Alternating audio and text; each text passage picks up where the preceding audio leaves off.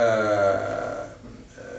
is from Yemen, and he is not like he lived like in the 2 centuries ago. I'll give you exactly the account about his life.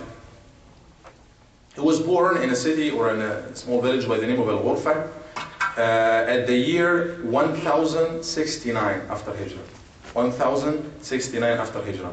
And he spent most of his time or his life in this place, but he also, moved to other cities to seeking knowledge, like Shibam and Taris and Tarim. All of these are cities in Yemen. He moved around seeking knowledge and going to the ulama. And by the way, the person will not acquire knowledge except in this way. You have to go to scholars, you have to exert effort so that you get the knowledge. وَالْعِلْمُ لَنْ يُعْطِيكَ كُلَّهُ أَوْ لَنْ يُعْطِيكَ بَعْضَهُ حَتَّى تُعْطِيهُ كُلَّهُ. Knowledge is not going to give you part of it until you give it all of your attention.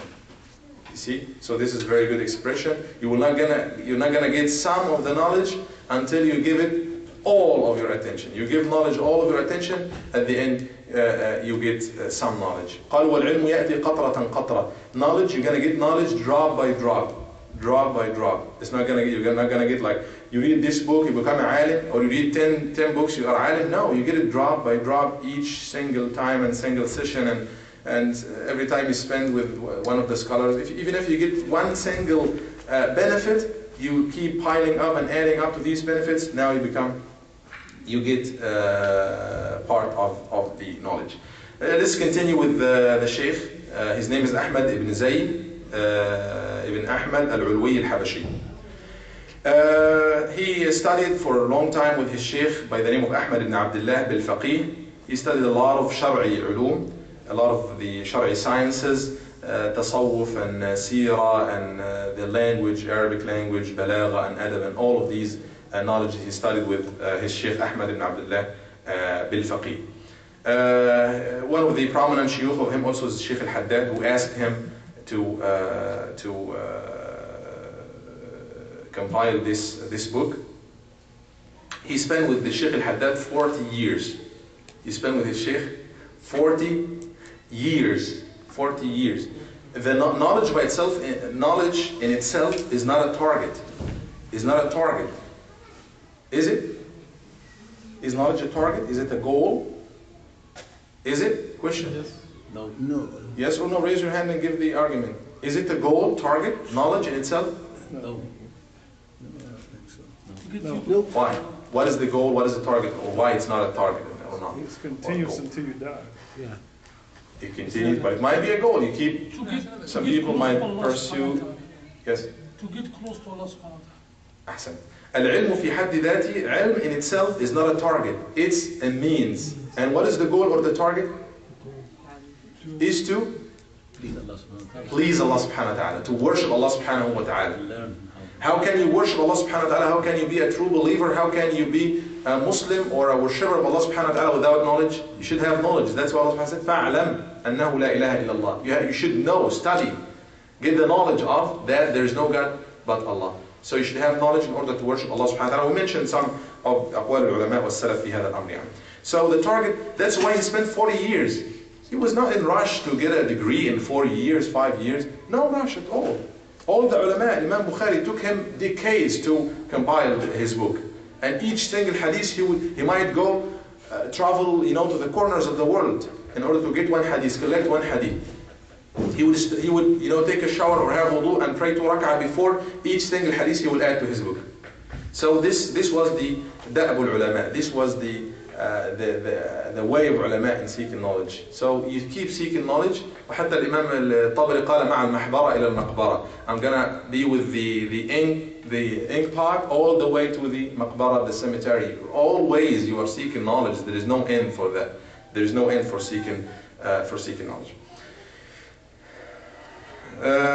His shuyukh used to describe him. Who the person we're talking about? Who is this? Ahmad Ibn Zayn Al-Habashi. His shuyukh, his scholars, his teachers, they used to describe him as being the sheikh, the big sheikh, the scholar, al-alim, al-zahid, Zahid is the one who denounced life. He's not interested in this life. He's focusing on the akhirah. This is Zahid. الذي يرحل إليه, the one who people should go and visit him, meaning you have to travel to this person because he has a treasure, knowledge. So he's worthy to go to. He compiled a lot of booklets, and all of them are beneficial, mashallah ta'ala. And one of the good things he have done, he started a lot of masajid, almost like 11 masjid in his area, mashallah ta'ala. He died in, what year he was born in? 1064. 69, ahsan. 1069, I'm talking about Hijri. This is the Hijri. So how many years when he was born, how many years back? It's now almost, not exactly. It's now 1430. This is the Hijri calendar. And he lived in 1069. So it's almost 2 centuries. 2 or what? 3? More than this. Almost like 3 centuries back. And he died in 1145. 1145.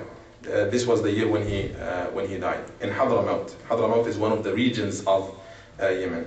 This was a brief account about the author Ahmad Ibn Zayn Al-Habashi. And everything I'm mentioning, you can expect a question in it, inshallah ta'ala.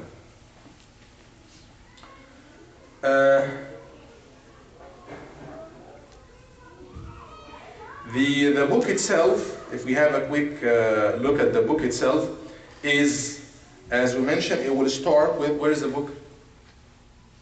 Did you get a look at it? طيب. The book itself, you can keep it, for now I mean. The essentials of Islam, you will find, if you get a look at the glossary, or the content of the book, contents, there is chapter 1, chapter 2, and chapter 3. They are 3 chapters. The first chapter he will mention what? What comes in chapter 1? Guess. Tawheed. The essentials of Islam, Al-Aqeedah, the doctrine of Islam. What do we believe in? Very concisely, very briefly. He will talk about the pillars of Islam, the pillars of faith. He will mention these things. Then he will mention something about Salah, the prayers, essentials of prayer, some rules of prayers and so on. This is going to happen in chapter 2 actually. Chapter 1 is going to be the essentials of Islam, Aqeedah. Chapter 2, As-Salah, As-Zakah, Jazakallah khairan.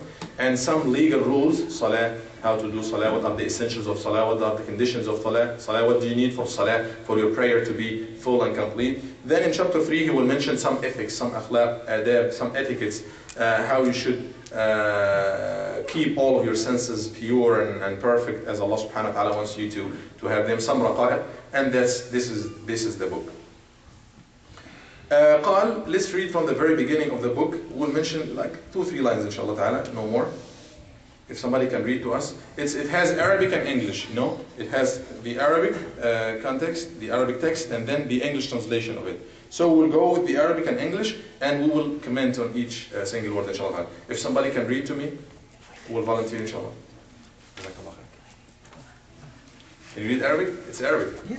Allahu Akbar. We have some good attendees, mashallah. Sisters also? Yeah. We always forget about you. I'm sorry for that. Bismillah. Bismillahirrahmanirrahim. Alhamdulillahi Rabbil Alameen. Hamdan yuafi ni'matu wa yukafi ni'amahu wa yukafi مزيده وصلى الله على سيدنا محمد وعلى آله وصحبه وسلم. صلى الله عليه وسلم. قال رسول الله صلى الله عليه وسلم. طلب العلم فريضة على كل مسلم ومسلمة. وقال صلى الله عليه وسلم. من سلك طريقا يلتمس فيها علما سلك الله به